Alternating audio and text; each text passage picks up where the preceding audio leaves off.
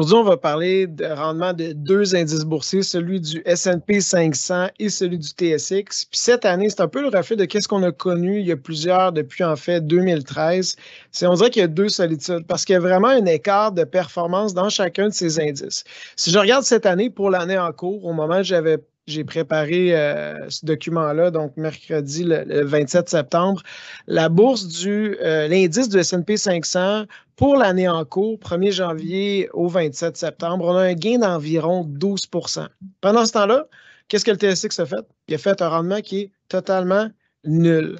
Comment on peut expliquer cet écart de performance-là? C'est que j'en ai parlé dans diverses chroniques, mais cette année, le secteur de la technologie, comme en 2021, 2020 et 2019, c'est vraiment démarqué. Et là, lorsqu'on regarde le S&P 500, sa composition, on peut voir que pas le tiers, mais tout près, environ 28-29 % de l'indice est composé de sociétés technologiques. Donc, depuis l'engouement qui a été suscité par le secteur de l'intelligence artificielle, entre autres, il y a un retour dans le marché vers les types de technologies. Puis, le secteur, il a complètement amené l'indice vers la hausse parce qu'on regarde la performance de d'autres secteurs d'activité, puis la performance n'a pas été aussi bonne. Et c'est quand je compare au Canada l'indice de la Bourse de Toronto, le TSX, c'est là que je vois un écart. Parce que nous aussi, on est exposé à environ 30 % dans un secteur au sein de notre indice, mais ce n'est pas les technologies, c'est le secteur financier. Donc, on peut comprendre que la hausse du taux directeur qu'on observe depuis l'année dernière, ça a un impact au niveau des emprunteurs. Il y a une crainte au niveau du secteur bancaire. Donc, évidemment, le secteur bancaire n'a pas aussi bien performé que le secteur technologie, ni les autres secteurs reliés au secteur financier dans l'indice canadien. Et là, on remarque encore plus une différence, c'est même dans les sous-secteurs. Notre indice canadien, lorsqu'on ventile les secteurs d'activité, c'est complètement différent qu'aux États-Unis où on a beaucoup de poids dans la tech, dans les sciences de la santé. Nous, de notre côté, nos autres secteurs qui ont plus de poids dans l'indice, c'est l'énergie, c'est le secteur industriel et c'est les matériaux. Pourtant, ce qui est intéressant, puis on va en parler un peu plus tard, c'est que si vous croyez que dans les 5 à 10 prochaines années, on voit une réindustrialisation de l'Amérique du Nord, on voit des objectifs pour décarboner, qu'on parle de plus en plus de sécurité énergétique, de productivité agricole, c'est des thématiques qui privilégient le Canada, mais qui expliquent aussi pourquoi, en ce moment, avec la hausse de taux d'intérêt, les craintes de récession, c'est des secteurs plus sensibles à l'économie. Puis en ce moment, c'est pour ça que l'indice a moins bien performé. Puis j'en parle un peu parce que de l'impact du risque de récession, c'est que récemment, puis la chronique de la semaine dernière, je mettais un peu la lumière sur le fait que l'inflation est présente. Elle semble plus persistante qu'on pouvait l'anticiper malgré la hausse très importante du taux directeur, autant aux États-Unis que la Réserve fédérale aux États-Unis. Bien, les taux à long terme dans le marché obligataire, bien, ils ont pris de la valeur, ils ont pris une croissance vraiment importante où les taux 10 ans sont au-dessus de 4,5 % puis autour de 4 % au Canada. Ce qui fait qu'en ce moment, le mois de septembre en particulier, on est dans un environnement risk-off. Les gens quittent la bourse, se réfugient, les taux d'intérêt augmentent. Puis ça, évidemment, ça nuit à les indices canadiens qui est très cyclique. Par contre, il ne faut pas oublier qu'il y a des cycles dans l'économie. Puis des fois, on les oublie parce que les tendances qu'on peut observer, elles peuvent se prolonger sur du long terme. Donc ici, on voit la performance de la Bourse de Toronto, du TSX par rapport au S&P 500, rarement ça a été en tandem. Donc on peut voir que dans les années 90, on a vu justement l'indice du TSX perdre de la valorisation par rapport à la Bourse de New York, par rapport au S&P 500, pardon. Pourquoi?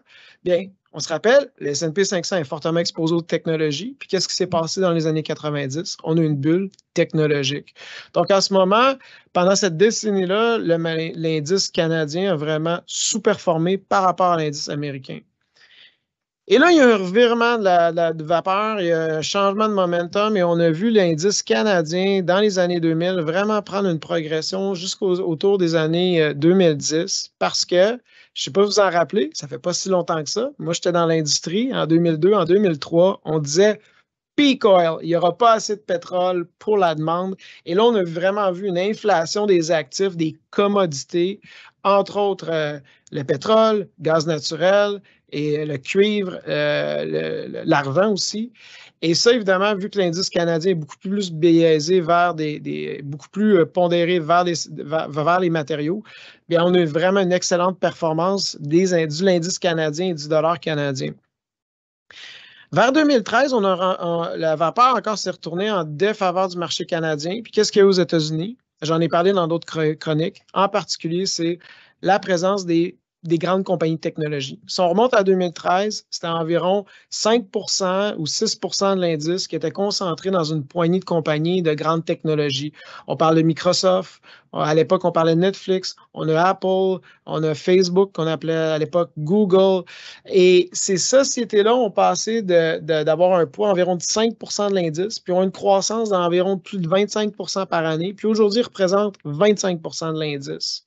Et c'est pour ça qu'on a un indice technologique très pesant dans le S&P 500. Et qu'est-ce qui s'est passé? Bien, nous, au Canada, évidemment, étant pauvres en point de vue d'options d'investissement technologique, bien, on a sous-performé. Puis l'année dernière, on a un petit rebond. Avec le conflit en Ukraine, il y avait une inflation au niveau de certains matériaux. Puis là, regardez où qu'on est actuellement sur le graphique. On revient à un creux qui est vraiment historique si on recule sur une période de plus de 30 ans. Donc, l'idée ici, c'est de voir comment que les investisseurs ont été influencés. Puis il y a quand même un escompte sur les titres canadiens. Puis ça peut être une tendance qui va être dure à changer parce qu'un point de vue domestique, c'est un peu notre faute. Puis ça, c'est une tendance qui peut se renverser, mais je pense que ça va rester un défi. Je ne sais pas si vous en rappelez, pour ceux qui sont des épargnants depuis un peu plus longtemps, mais moi, je me rappelle qu'à une époque, un REER devait avoir maximum 30 d'exposition aux actions étrangères parce qu'on voulait vraiment favoriser l'investissement au Canada. C'était la même chose pour les fonds de pension. Au Canada, les fonds de pension, selon certains sondages, à une époque, il y avait 23 de leur investissement qui était investi dans des actions canadiennes. Aujourd'hui, c'est quoi cette donnée-là? C'est 4 pour deux raisons. Il y a de plus en plus d'alternatives à la bourse pour les fonds de pension. On peut investir dans l'immobilier, dans des actifs réels, dans des entreprises privées. Puis aujourd'hui, environ 1 sur 2 est investi en bourse au Canada. Donc, la moitié est à l'étranger, pendant qu'à une autre époque, c'était 6 fois plus d'argent en bourse qui était investi dans les marchés canadiens.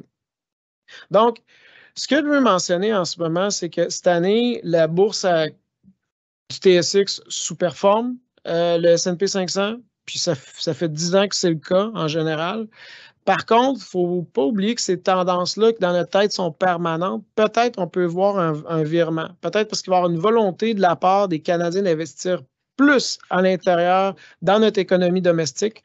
Moi, de mon côté, j'entends de plus en plus ce vouloir-là dans les discussions, puis un certain changement au niveau de certains acteurs en termes de gouvernance, combiné aux cycles économiques qui peuvent varier. Donc, si on garde une conviction sur les grandes tendances, les méga tendances qui peuvent affecter le Canada par une demande d'énergie qui sera éventuellement davantage exportée, l'impact de l'immigration, l'industrialisation justement de l'Amérique du Nord, ramener la fabrication ici et d'autres secteurs, de la décarbonisation qui va favoriser de l'inflation au niveau de certaines matières premières comme le cuivre, fait que probablement le Canada va être un environnement plus intéressant pour les investisseurs à long terme que ce qui a été au courant des dernières années. Donc, c'était mon commentaire de la semaine devant les défis qu'on vit avec le marché ce mois-ci. Il ne faut pas perdre de vue nos objectifs à long terme. Je vous remercie de m'avoir écouté.